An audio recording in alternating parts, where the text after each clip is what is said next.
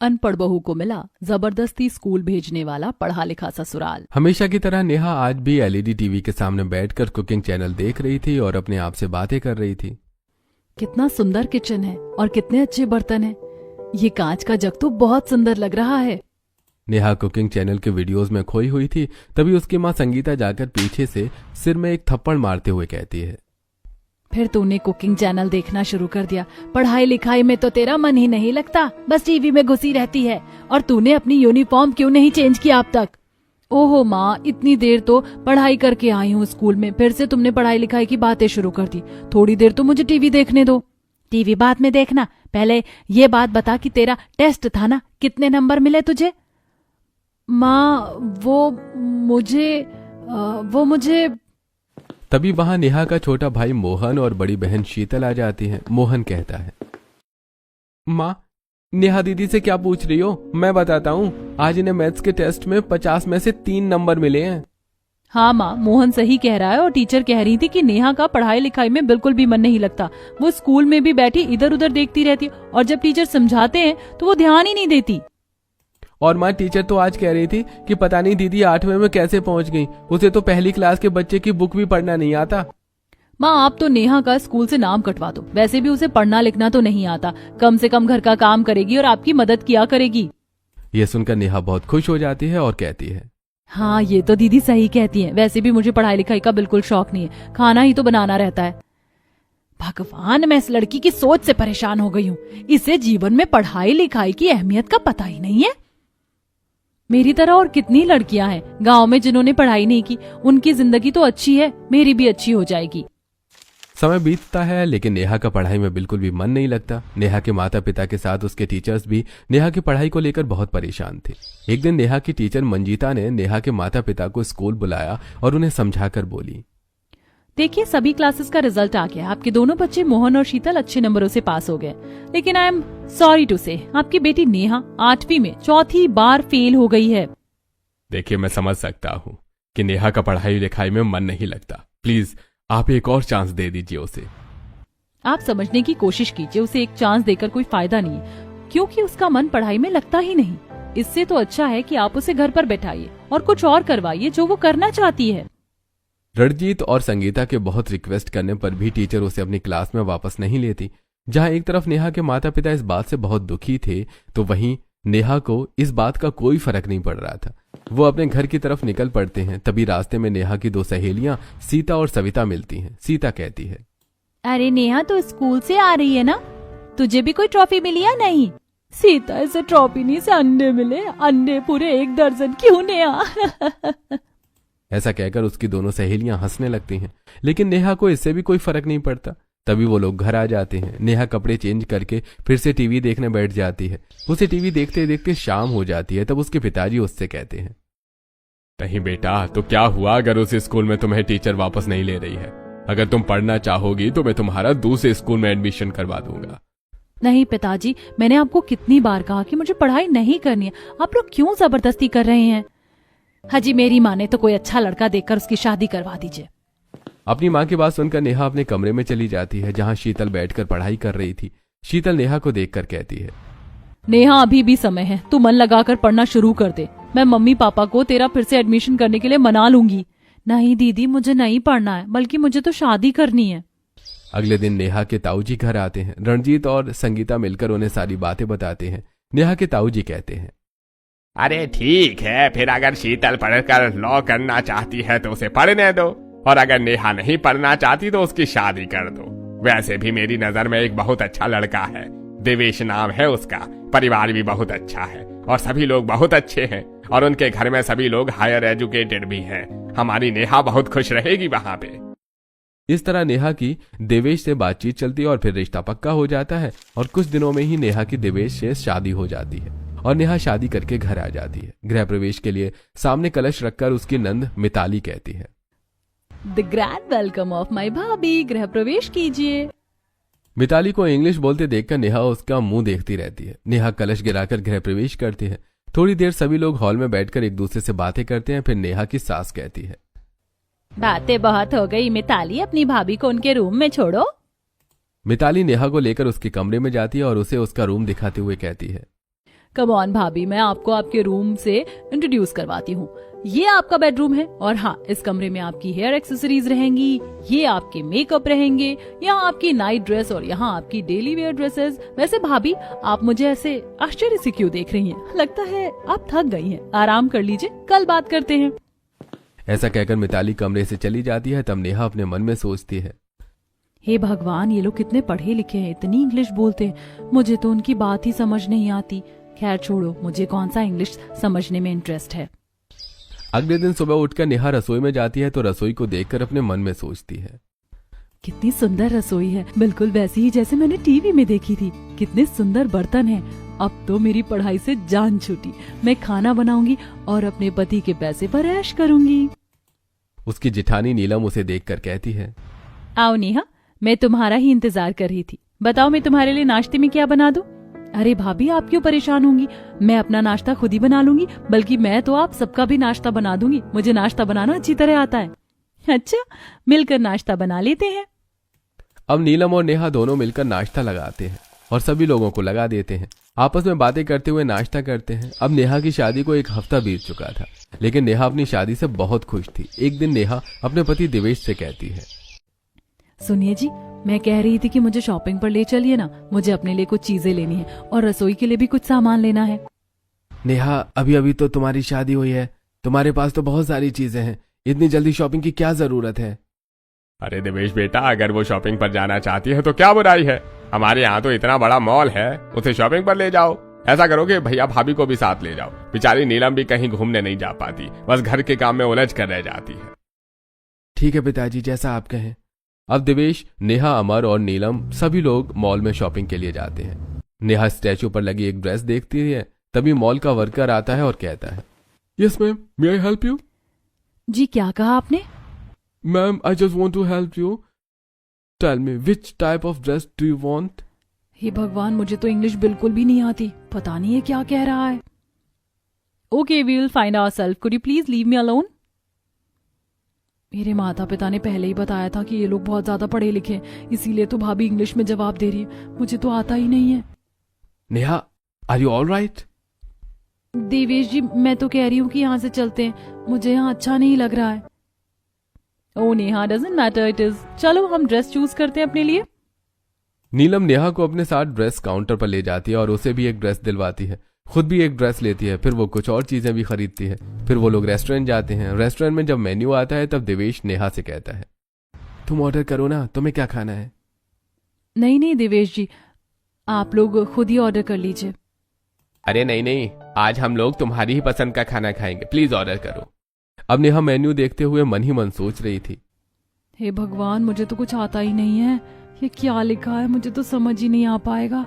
सब कुछ इंग्लिश में लिखा है, हिंदी में नहीं लिख सकते क्या ये लोग? मुझे तो लगता है कि आज मेरी बेइज्जती होकर ही रहेगी। देवेश जी, ये मंचूरिया और सीजन मंगवा ले। नेहा की बात सुनकर सभी हंस पड़ते हैं तो नेहा कहती है, वो मजबूरिया नहीं, मंचूरियन है, और वो सीजन नहीं है, सिजलर है। हाँ, वही वही। अब नीलम ऑर्डर करके नेहा की बताई हुई डिशेस मंगवा लेती है। सभी लोग खाना खाते हैं और फिर अपने घर आ जाते हैं। घर पहुंचकर देवेश गुस्सा होते हुए अपनी माँ से कहता है, माँ, आपने तो बताया था ना कि नेहा 12th पढ़ी हुई है, और आपने ये भी कहा था कि हम उसे अपने ओपन से एक ग्रेजुएशन करवा लेंगे, लेकिन मुझे नहीं लगता कि नेहा ने 12th किया है। उसे तो कुछ समझ ही नहीं आता है, वो इंग्लिश भी नहीं समझ पाती है और ना ही हिंदी, इवन वो पढ़ भी नहीं पाती है। ये तू क्या कह रहा है बेटा? नेहा, क्या तुम्हें पढ़ना लिखना बिल्कुल नहीं आता? नहीं नहीं माँ जी, ऐसी तो कोई बात नहीं है। अच्छा, ऐसी कोई बात नहीं है तो जरा इस पैराग्राफ को पढ़कर बताओ। One upon a time, it was a big temple in the Indore, which was famous for their statue. Us Ria wanted to go there. ये देखकर सभी लोग हैरान हो जाते हैं और देवेश कहता है, देख लिया माँ, हम तो सारे घर वाले हायर एजुकेटेड हैं। अब अगर मेरे दोस्तों, रिश्तेदारों और पड़ोसियों को पता चलेगा कि मेरी बीवी बिल्कुल पढ़ी लिखी नहीं है तो मेरी क्या इज्जत रहेगी? अरे शांत हो जाओ देवेश, और अगर बहू कम पढ़ी लिखी है तो हम उसे पढ़ा लिखा लेंगे, पढ़ाई तो कभी भी की जा सकती है। हाँ हाँ पिताजी, आप सही कह रहे हैं। क्यों ना हम नेहा का एडमिशन एक अच्छे से स्कूल में करवाएं। नेहा मेहनत करेगी और हम लोग भी उसको सपोर्ट करेंगे, वो भी पढ़ लिख कर हमारी तरह ग्रेजुएट हो जाएगी। ठीक है दिवेश बेटा, तू कल ही नेहा का एडमिशन उसी स्कूल में करवा दे जहाँ से तुम लोगों की पढ़ाई हुई है। वहाँ के प्रिंसिपल से भी हमारी बहुत अच्छी बनती है, तो वहाँ आराम से नेहा को एडमिशन भी दे देंगे। हे भगवान, मैं पढ़ाई लिखाई से भागकर शादी करके यहाँ आई थी, क्या मुझे फिर से पढ़ाई करना होगा?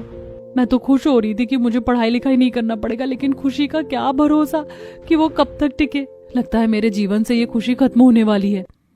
मैं भी आपकी पढ़ाई में मदद कर दिया करूंगी, आपसे जो नहीं बनेगा वो आप मुझसे पूछ लेना, मैं आपको समझा दिया करूंगी। लेकिन आप सब लोग मुझे स्कूल क्यों भेजना चाहते हैं? मुझे पढ़ना पसंद नहीं है। मेरे माता पिता ने मुझे पढ़ाने की बहुत कोशिश की, लेकिन मैं बार बार फेल हो जाती थी। मुझे तो मेरी टीचर ने भी बोल दिया था कि वो मुझे नहीं पढ़ा पाएंगे। प्लीज आप मुझे स्कूल मत भेजिए, मुझे नहीं पढ़ना। नेहा, तुम्हारा दिमाग खराब है। हम तुम्हें पढ़ाना चाहते हैं और तुम मना कर रही हो। अरे तुम्हें तो पता है ना कि हमारी पूरी फैमिली हायर एजुकेटेड है और मैं ऐसी अनपढ़ गवार बीवी के साथ नहीं रह सकता। अगर तुम्हें मेरी पत्नी बनकर यहाँ रहना है तो तुम्हें पढ़ाई करनी होगी। ऐसा कहकर देवेश गुस्से से अपने कमरे से चला जाता है। तब शोभा उसे समझाते हुए कहती है, पढ़ाई करने में डरने की कोई बात नहीं है, और एक बार तुमने पढ़ाई लिखाई कर ली तो तुम पढ़ी लिखी बहू कहलाओगी, अनपढ़ नहीं। सभी के इतना कहने पर नेहा एडमिशन के लिए हाँ कर देती है। अगले दिन देवेश नेहा को स्कूल एडमिशन के लिए ले जाता है। प्रिंसिपल उसका एक छोटा सा टेस्ट करवाते हैं जिसमें नेहा से एक पैराग्राफ लिखवाया जाता है। नेहा वो भी नहीं लिख पाती। ये देखकर प्रिंसिपल कहते हैं, देवेश जी, इनका बेसिक काफी कमजोर है। हम इनको क्लास 1 में शिफ्ट करके स्टडी स्टार्ट करवाते हैं। अब जैसे जैसे ये अच्छा पढ़ती जाएंगी हम इनकी क्लासेस स्किप करवाकर 8th में ले आएंगे और फिर लास्ट में 8th का एग्जाम दिलवा देंगे। हाँ जी सर, आपको जैसा ठीक लगे। एडमिशन करवाकर देवेश नेहा को लेकर मार्केट जाता है और सारी बुक्स, ड्रेस, जूते, मोजे और बोतल, टिफिन भी दिलवाता है और फिर वो लोग घर आ जाते हैं। देवेश सभी लोगों को सारी बातें बताते हुए कहता है, माँ भाभी, अब कल से नेहा को रोज स्कूल भेजना हम सबकी जिम्मेदारी है। और हाँ, प्रिंसिपल ने कहा है कि हमें उसे घर पर भी पढ़ाना होगा ताकि वो जल्द से जल्द पढ़ाई करे और हम क्लासेस स्किप करवाकर उसको 8th तक पहुंचा दें। सभी लोग नेहा के स्कूल जाने के फैसले से बहुत खुश थे। अगले दिन देवेश ने सुबह 7 बजे का अलार्म लगा दिया था। अलार्म बजता है तो देवेश नेहा को जगाते हुए कहता है, अरे नेहा उठो, जल्दी उठो, जल्दी से तैयार होकर स्कूल जाना है। क्या ऐसा नहीं हो सकता कि मैं स्कूल ना जाऊं? पढ़ लिख कर किसका भला हुआ है? प्लीज मुझे स्कूल मत भेजो। नेहा बकवास बंद करो वरना देर हो जाएगी। मैं तुम्हें ऑफिस जाते जाते स्कूल छोड़ दूंगा। अरे चलो जल्दी तैयार हो जाओ। अब नेहा उठती है और नहा धोकर रसोई में जाती है और जहां नीलम नाश्ता बना रही होती है तब नेहा कहती है, नीलम भाभी लाइए, मैं आपके साथ नाश्ता बनवा लेती हूँ। हम दोनों साथ मिलकर बातें करते हुए नाश्ता बनाएंगे, बहुत मजा आएगा। नहीं नेहा, नाश्ता मैं खुद बना लूंगी। तुम जल्दी से जाकर अपनी ड्रेस पहनो, जूते मोजे पहनो और हाँ, मैं तुम्हारा लंच बॉक्स पैक कर देती हूँ। सभी के साथ नाश्ता करके तुम्हें स्कूल के लिए निकलना भी है। अगर देर हो जाएगी तो स्कूल में डांट पड़ेगी। ओहो, फिर मुझे स्कूल जाकर परेशान होना पड़ेगा। ऐसा सोचते हुए नेहा अपने कमरे में जाती है और ड्रेस और जूते मोजे पहनकर 2 चोटी करती है और फिर अपने आप को आईने में देखते हुए कहती है, मेरी शादी हो गई है, उसके बाद ड्रेस पहनकर मैं अपने आप को बच्ची की तरह लग रही हूँ। जरूर सभी लोग मुझ पर हंसेंगे, लेकिन मैं कर भी क्या सकती हूँ? मेरे ससुराल वाले तो मुझे हर हाल में पढ़ाना चाहते हैं।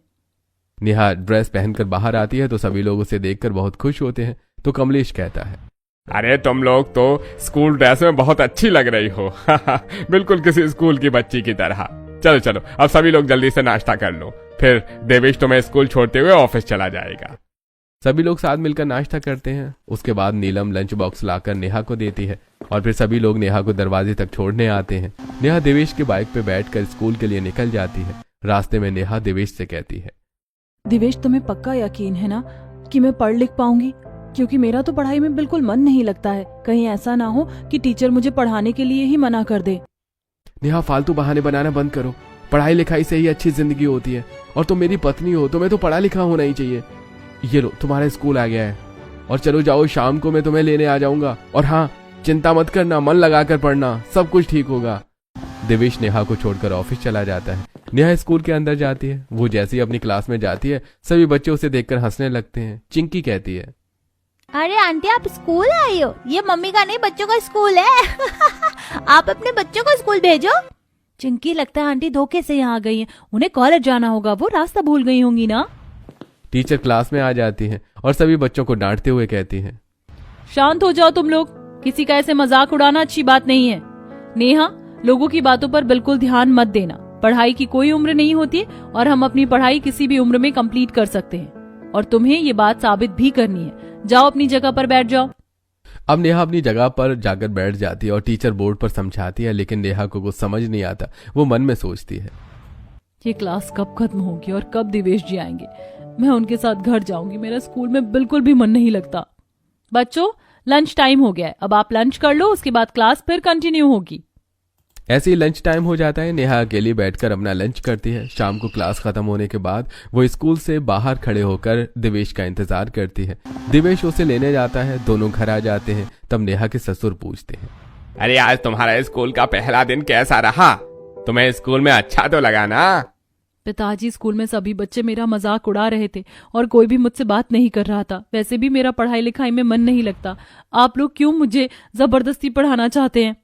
नेहा, तुम्हारा पढ़ाई लिखाई में इसलिए मन नहीं लगता क्योंकि तुम्हें पढ़ाई लिखाई की इम्पोर्टेंस का पता नहीं है। आज जो बात तुम्हें जबरदस्ती लग रही है, कल वही बात तुम्हें बहुत अच्छी लगेगी। और बच्चों के मजाक उड़ाने का क्या है नेहा? वो आज मजाक उड़ाएंगे, कल शांत हो जाएंगे। और भाभी, रही बात आपको चैप्टर समझ में ना आने की, तो उसके लिए मैं हूं ना। मैं आपको सारे चैप्टर्स एक्सप्लेन करूंगी। आप मुझे अपनी कोचिंग टीचर समझ सकती हो।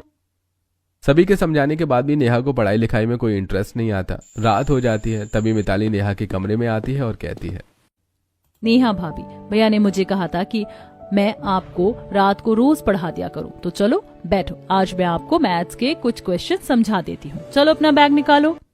मिताली, मुझे मैथ समझ में नहीं आती है। तुम लोग जबरदस्ती परेशान हो रहे हो, मैं नहीं पढ़ पाऊंगी, मुझसे नहीं होगा। ओहो भाभी, आप कोशिश तो करो। चलो ध्यान से यहाँ देखो, मैं आपको समझा रही हूँ। मिताली नेहा को पढ़ाती है, लेकिन नेहा का ध्यान ही नहीं लगता। अगले दिन सुबह नेहा स्कूल के लिए तैयार होती है।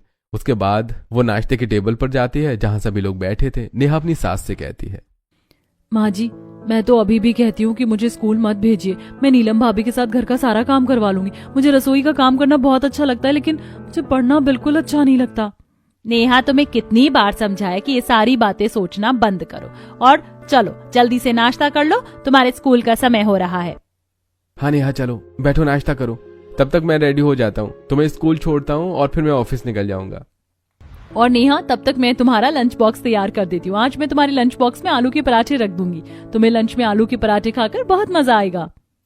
अब नेहा देवेश के साथ वापस स्कूल चली जाती है। सारा दिन स्कूल में पढ़ने के बाद शाम को नेहा घर आती है और खाना खाने के बाद सभी लोग हॉल में बैठे होते हैं। तब नेहा कहती है, मुझे स्कूल में बिल्कुल अच्छा नहीं लगता। क्या ऐसा नहीं हो सकता कि मैं हफ्ते में एक बार ही स्कूल जाऊं? तुम्हें कितनी बार समझाया कि स्कूल जाना जरूरी है, लेकिन तुम बार बार एक ही बात करती हो। अब मुझसे बात करने की कोई जरूरत नहीं है। ऐसा कहकर शोभा गुस्से से उठकर अपने कमरे में चली जाती है। तब नेहा मिताली से कहती है, मिताली, माँ जी को समझाओ ना, वो मेरी बात को क्यों नहीं समझ रही हैं। भाभी, मैं समझ गई हूँ, आपसे तो बात ही करना बेकार है। आपको पढ़ना है तो पढ़ो, नहीं पढ़ना है तो मत पढ़ो। मुझे आपसे कोई बात नहीं करनी। ऐसा कहकर मिताली भी गुस्से में उठकर अपने कमरे में चली जाती है। नीलम भी नेहा को गुस्से से देखती है और अपने कमरे में चली जाती है। दिवेश, कमलेश और अमर भी अब नेहा से कोई बात नहीं करते। ये सब नेहा को बहुत बुरा लगता है और वो अपने कमरे में जाकर अपना बैग निकालकर पढ़ाई करने की कोशिश करती है, लेकिन नेहा का पढ़ाई में मन ही नहीं लगता। अगले दिन सुबह नेहा की सास उससे कहती है, नेहा, तुमने अभी तक कपड़े नहीं बदले, जल्दी जाओ और कपड़े चेंज करो। हे भगवान, इस लड़की को थोड़ी भी नहीं पड़ी है कि वो स्कूल के लिए लेट हो जाएगी। नेहा, मैंने तुम्हारा टिफिन यहाँ रख दिया है और नाश्ता भी रख दिया। नाश्ता करने के बाद टिफिन लेना मत भूलना।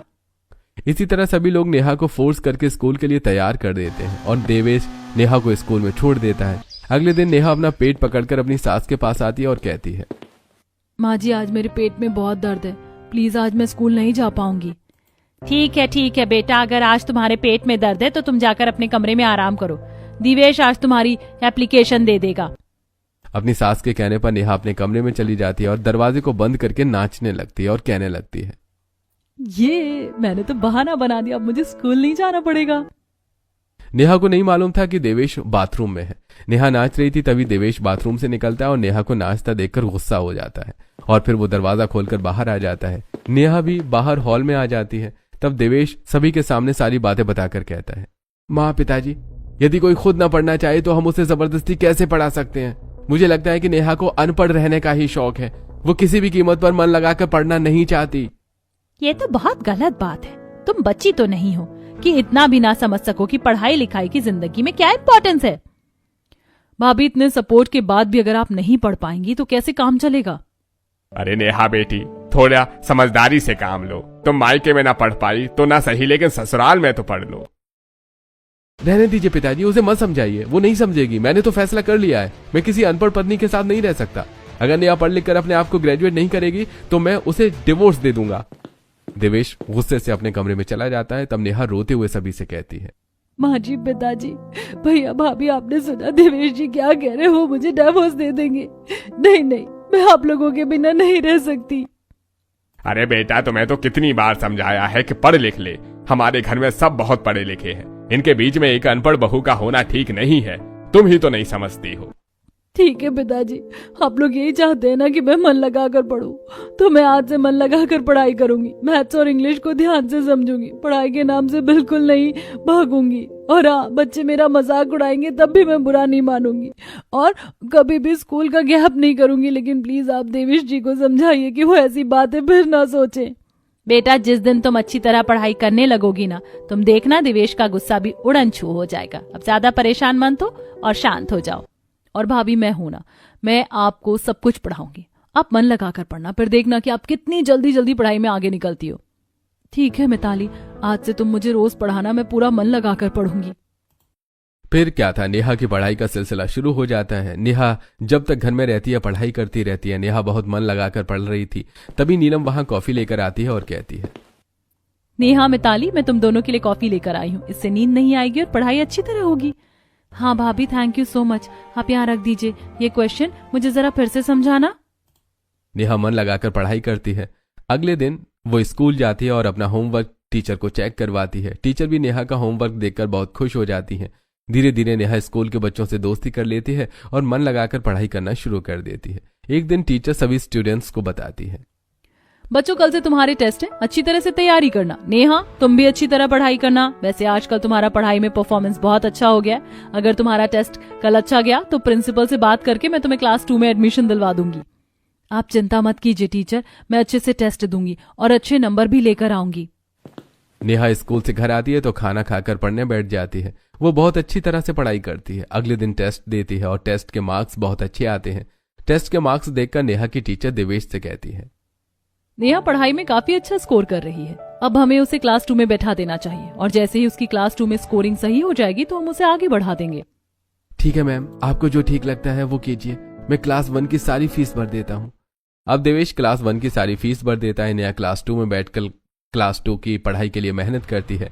ऐसे ही वो क्लास 3, क्लास 4, 5, 6 और 8 में पहुंच जाती है। इसी तरह एक साल बीत जाता है और क्लास 8 के पेपर स्टार्ट हो जाते हैं। तब शोभा नेहा से कहती है, नेहा बेटा, ये लो दही शक्कर, इसे खाकर पेपर देने जाओ। भगवान ने चाहा तो तुम्हारी मेहनत रंग लाएगी और तुम टॉप करोगी।